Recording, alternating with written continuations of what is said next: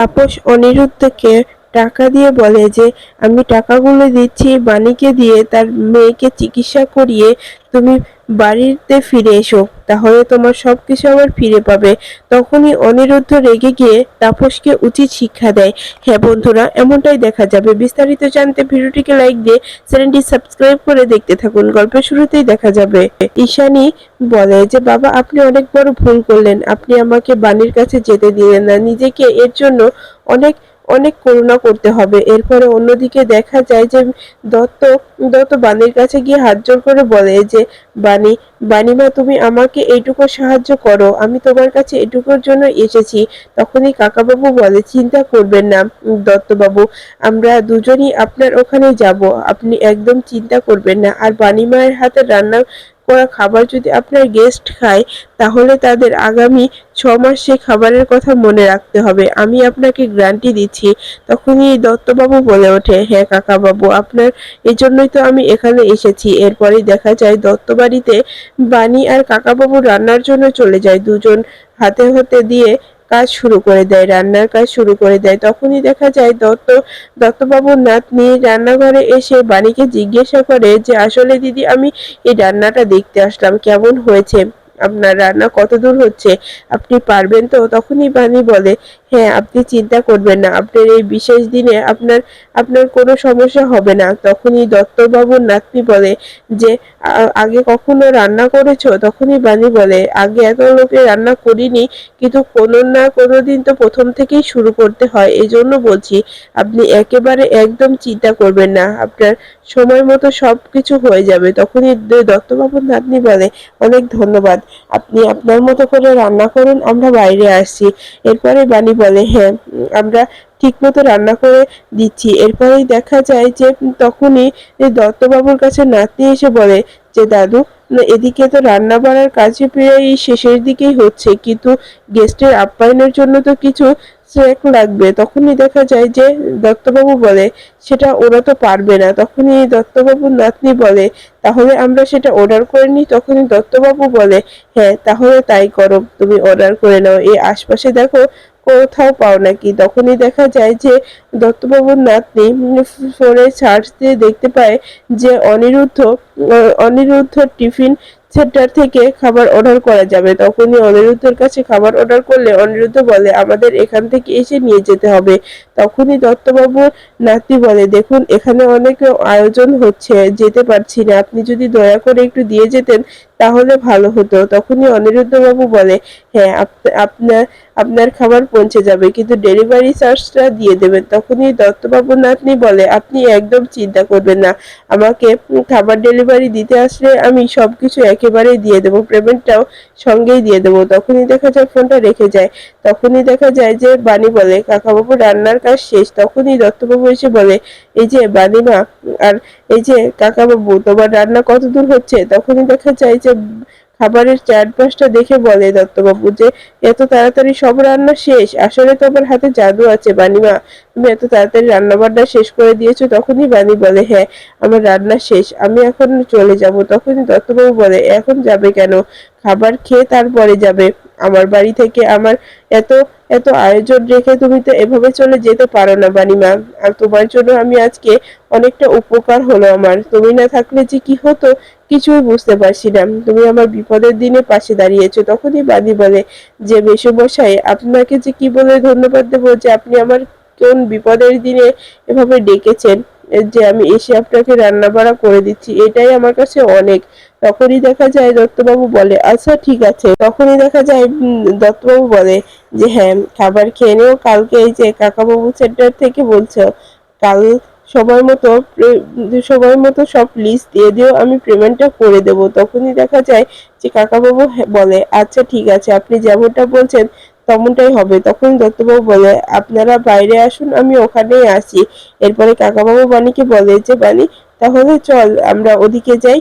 তখনই দেখা যায় যে বাণী বলে, আচ্ছা কাকাবাবু চলুন, আমরা এখন এখান থেকে চলে যাব। এরপরে দেখা যায় গেস্ট সবাই চলে আসতে শুরু করে দেয়। যখন বাণী আর কাকাবাবু বাইরে আসে, তখন একজন গেস্ট বাণীর হাতে গ্লাসটা ধরিয়ে দিয়ে বলে যে এটা ওখানে রেখে এসো। তখনই কাকাবাবু বারণ করতে গেলে বাণী আটকে দেয় আর বলে, না, না কাকাবাবু, আপনাকে কিছু বলতে হবে না, এটা গেস্ট, এনাদের অসম্মান হলে এই দত্তবাবু অনেকটা কষ্ট পাবে, সেটা আমি চাই না। একটি গ্লাসই তো আমি রেখে আসছি, এই বলে রেখে এসে তখনই দত্তবাবু বলে, তাহলে তাহলে তোমরা আবার কিছু খেয়ে নাও। তখনই দেখা যায় যে মানি বলে, না না মেসোমশাই, আজকে আর কিছু খেতে পারবো না। তখনই দেখা যায় যে দত্তবাবু বলে, কেন মা, এত রান্না বাড়া করলে তুমি কিছু না খেয়ে চলে যাবে? তখনই দেখা যায় বানি বলে, হ্যাঁ। তখনই কাকাবাবু বলে ওঠে, আসলে ওর মেয়ে হসপিটালে, ও কিছু খেতে পারবে না। এরপরে দেখা যায় দত্তবাবুর নাতনির ফোনে ফোন আসে, আর ফোনে জানানো হয় যে অর্ডারটা চলে এসেছে ডেলিভারি বয় নিয়ে। এরপরে দেখা যায় যে দত্তবাবুর নাতনি বাইরে এসে অনিরুদ্ধের কাছ থেকে সবকিছু বুঝে নেওয়ার পর বাণী বাইরে আসতে গেলে অনিরুদ্ধের সঙ্গে দেখা হয়ে যায়। তখনই বাণী মনে মনে বলে যে মিস্টার চ্যাটার্জি এখানে, মিস্টার চ্যাটার্জি এ কি করছে? নিজে পায়ে হেঁটে এসে ডেলিভারি দিয়ে দিচ্ছে, যে মানুষটা কখনো গাড়ি ছাড়া এক পাও হাঁটতে পারতো না, আর সেই মানুষটা এখন আমার জন্য কতটা কষ্ট হচ্ছে। আমি মানুষটাকে কতবার বলেছি যে আমার জীবনের সঙ্গে তার জীবনটা যেন না জড়ে, আমার জীবনটা শুধু কষ্টরই, আমার জীবনের সঙ্গে যার জীবনটা জুড়ে যাবে সেও শুধু কষ্টই করবে। কিন্তু অনিরুদ্ধ বাবু আমার কোনো কথাই বুঝতে চাইছে না। এরপরে অনিরুদ্ধ মনে মনে বলে যে বাণী এত এত লোকে রান্না করে দিয়েছে, বাণীর কতটা কষ্ট হচ্ছে, আসলে আমাকে জানায়নি, কারণ ও বুঝতে পেরেছে যে আমি জানলে হয়তো আমি না করব বা কষ্ট পাবো, এই জন্য আমাকে কিছু বলেনি। কিন্তু মেয়েটা কতটা কষ্ট করছে, আমি আমি কত বড় মুখ করে বলেছিলাম যে বাণী আর তানিয়ার দায়িত্ব নেব, কিন্তু কই, আমি তো পারলাম না। তখন বাণী মনে মনে বলে যে আমি অনিরুদ্ধ বাবুকে কতটা অপমান করে দিলাম, যে আমার মামামের অসুস্থতা আমাকে জানায়নি বলে। আর সেই মানুষটা মামামের চিকিৎসার জন্য সে ডেলিভারি ম্যানেরও কাজ করছে, এটা কি একদম ঠিক হচ্ছে? একদম ঠিক হচ্ছে না। কিন্তু কি করব, কিছুই তো বুঝতে পারছি না। তখন অনিরুদ্ধ বাণীর দিকে তাকিয়ে থাকে, বাণী অনিরুদ্ধর দিকে তাকিয়ে থাকে, কিন্তু কেউ কারোর সঙ্গে কথা বলার সাহসটুকু তখন পারছিল না। তখনই অনিরুদ্ধ মনে মনে বলে, আমি কি বাণীর সঙ্গে কথা বলবো?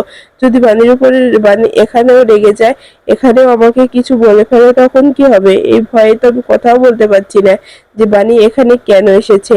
এরপরেই দেখা যায় যে বাণীও ঠিক একই কথা মনে করতে থাকে, যে আমি অনিরুদ্ধ বাবুর সঙ্গে যে অন্যায়টা করে এসেছি, এখন আমার কথা বলার আর মুখ নেই, আমি কি করে কথা বলবো?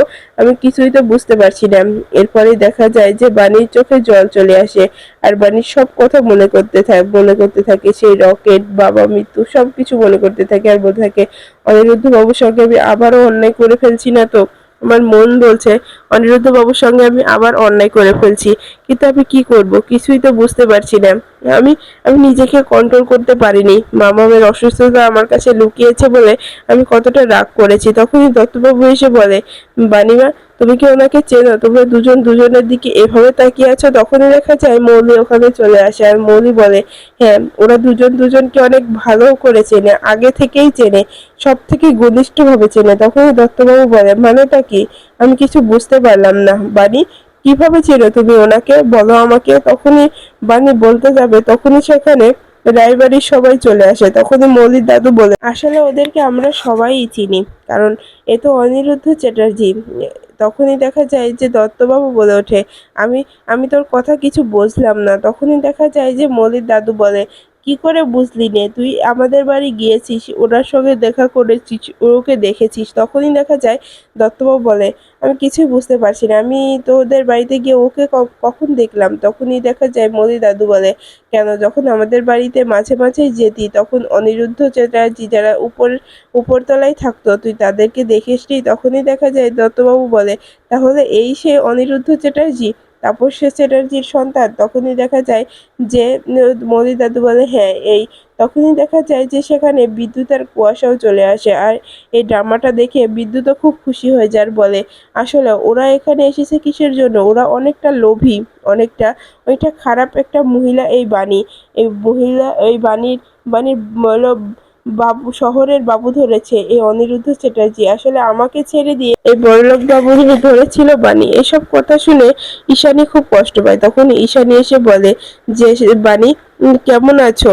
তানিয়া কেমন আছে? ভালো আছে তো? তখনই ঈশানীর মনে পড়ে যায় অনিরুদ্ধ বলেছিল যে বাণী এসব কিছু জানে না, এজন্যই পরে ঈশানী চুপ হয়ে যায়। তখনই বাণী বলে যে, মা, আমি সবই জেনে গেছি, আমাকে আর কিছু লুকাতে হবে না। তখনই দেখা যায় ঈশানী বলে যে হ্যাঁ, জেনে গেছো, কিন্তু কেমন আছে আমার তানিয়া দিদিভাই, কেমন আছে? তখনই মানে বলে এখন একটু ভালো আছে, কিন্তু অপারেশনটা করে ফেলতে হবে, এজন্য অনেক টাকা জোগাড় করা হচ্ছে। তখনই দেখা যায় ঈশানী বলে ওঠে, বানি আমি কিছু করতে পারলাম না, আমি চাইলেও কিছু করতে পারছি না, আমার হাত পা বাঁধা। তখনই বানি বলে থাক না মা, এত কিছু ভাবতে হবে না, যা হবার হবে। তখনই দেখা যায় যে দত্তবাবু বলে ওঠে, অনিরুদ্ধ চ্যাটার্জির এই অবস্থা আমি কিন্তু কিছুই বুঝতে পারছি না। তখনই তাপস এসে বলে, আমি আপনাকে বুঝিয়ে বলছি, অনিরুদ্ধ আমার সন্তান, এই তাপস চ্যাটার্জির সন্তান অনিরুদ্ধ চ্যাটার্জি। এই মেয়েটাকে বিয়ে করে মেয়ে ছেলেটার এই অবস্থা, আজকে বাড়ি ছাড়া, ঘর ছাড়া, বিজনেস ছাড়া সবকিছু ছেড়ে দিয়ে এই যে ফুটপাথে একটা দোকান করেছে, এই দোকানটা চালাচ্ছে, এটা একদম ঠিক হচ্ছে না। তখনই নয়নতারা বলে, হ্যাঁ একদম ঠিক বলেছে, অনিরুদ্ধ অনিরুদ্ধর লাইফটা পুরো শেষ করে দিয়েছে এই মেয়েটা। এই মেয়েটাকে বিয়ে করার পর থেকে অনিরুদ্ধ সবকিছু হারিয়ে ফেলেছে, কিন্তু অনিরুদ্ধ সেটা বুঝতে চাইছে না। তখনই দেখা যায় যে দত্তবাবু বলে, আপনাদের কোনো কথাই আমি বুঝতে পারছি না, আমি দেখতে পাচ্ছি যে আপনারা একজন আরেকজনকে চেনেন, কিন্তু কিন্তু আমি বুঝতে পারছি না এই অবস্থা কেন? অনিরুদ্ধ অনিরুদ্ধ তো সবই ছিল, অনিরুদ্ধ তো ওই রায় আর চ্যাটার্জি ইন্টারন্যাশনালের সিইও ছিল, তাহলে এই অবস্থা কেন হলো? তখন ঈশানী বলে, এটাও হলো ভাগ্য, ভাগ্যই এই অনিরুদ্ধকে এখানে নিয়ে এসেছে। তখনই মলির দাদু বলে, আসলে ও আমার নাতনিকে বাদ দিয়ে এই মেয়েটাকে বিয়ে করেছে, যে যে অনেক লোভী একটা মেয়ে। তখনই দত্তবাবু বলে, আমার সেটা মনে হচ্ছে না, আমি যেটুকু বাণীকে দেখেছি, বাণীকে বুঝেছি, বাণী এতটাও খারাপ মেয়ে নয়। তখনই দেখা যায় তাপস বলে, তাহলে কি আমরা সবাই মিথ্যে কথা বলছি? বাণী বাণী খুব লোভী একটা মেয়ে, বাণী আমার ছেলের টাকা পয়সা দেখে আমার সন্তানকে বিয়ে করেছে, আমার পুরো সংসারটাকে তছনছ করে দিয়েছে। তখনই দেখা যায় দত্তবাবু বলে ওঠে, আচ্ছা ঠিক আছে, এসব কথা এখন থাক, এসব কথা আর বলার কোনো প্রয়োজন নেই। কিন্তু তবুও তাপস থামছিল না। তখনই অনিরুদ্ধ রেগে গিয়ে বলে যে আমি তোমার সঙ্গে কথা বলতে চাই না। তাপস চ্যাটার্জি, তোমাকে এখানে কথা বলতে কে বলেছে? আমি এখন এখান থেকে চলে যাব। তখনই দেখা যায় যে তাপস চ্যাটার্জি অনিরুদ্ধকে ধরে বলে যে তুমি কিন্তু খুব বড় ভুল করেছো, তুমি যদি এটাই মনে করে থাকো, এরকমটাই চলতে থাকে, তাহলে আমি তোমাকে আমার বাড়ি থেকে, আমার সন্তান থেকে বঞ্চিত করব, তোমাকে আমি তেজ্য পুত্র করে দেব। তখনই অনিরুদ্ধ বলে যে তুমি আমাকে কি তেজ্য পুত্র করবে, আমি তোমাকে করে দিচ্ছি। আমার আমার পরিবারের সঙ্গে তোমার কোনো সম্পর্ক নেই, আমার মায়ের জীবনটা নষ্ট করে দিয়েছো, এখন আবার ওই বিদ্যুৎ কুয়াশার জীবনটা নষ্ট করে দেওয়ার জন্য উঠে পড়ে লেগেছো। তখনই বাণী বলে, থাক না মিস্টার চ্যাটার্জি, আমরা চলে যাই, চলুন, এখানে থাকলে আরো ঝামেলা বাড়বে। তখনই দেখা যায় যে অনিরুদ্ধ বলে ওঠে, আচ্ছা ঠিক আছে।